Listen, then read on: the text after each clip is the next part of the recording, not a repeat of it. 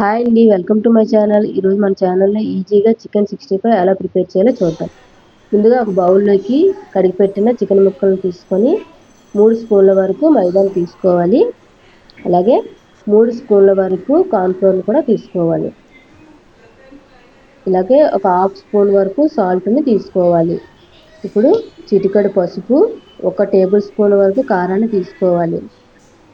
అలాగే half spoon ధనియాల పొడి, హాఫ్ స్పూన్ గరం మసాలా పొడిని కూడా వేసుకోవాలి. ఇప్పుడు 3 స్పూన్ల వరకు పెరుగును తీసుకోవాలి. ఇప్పుడు ఒక గుడ్డును తీసుకొని బాగా కలిపి ఇందులో వేసుకోవాలి. అలాగే హాఫ్ స్పూన్ వరకు నిమ్మ చెక్క రసాన్ని కూడా తీసుకోవాలి. వీటన్నింటినీ బాగా కలిపి కొద్దిగా 1 స్పూన్ వరకు అల్లం వెల్లుల్లి పేస్ట్ని కూడా వేసుకోవాలి. ఇప్పుడు వీటన్నింటినీ బాగా కలిపి ఒక పక్కన పెట్టుకోవాలి. ఇప్పుడు స్టవ్ ఆన్ చేసుకొని కళాయి పెట్టుకొని డీప్ ఫ్రైకి సరిపడా ఆయిల్ని తీసుకోవాలి. ఆయిల్ బాగా వేడెక్కాక మనం కలిపి పెట్టుకుని చికెన్ ముక్కల్ని వేసి గోల్డెన్ ఫ్రై వచ్చే వరకు డీప్ ఫ్రై చేసుకోవాలి. మీడియం ఫ్లేమ్లో పెట్టుకొని ఫ్రై చేసుకోవాలి. బాగా గోల్డెన్ కలర్ వచ్చే వరకు ఫ్రై చేసుకున్నాక ఒక ప్లేట్లోకి తీసి పక్కన పెట్టుకోవాలి. ఇప్పుడు మిగిలిన ముక్కలను కూడా వేసుకొని అలాగే డీప్ ఫ్రై చేసుకొని పక్కన పెట్టుకోవాలి.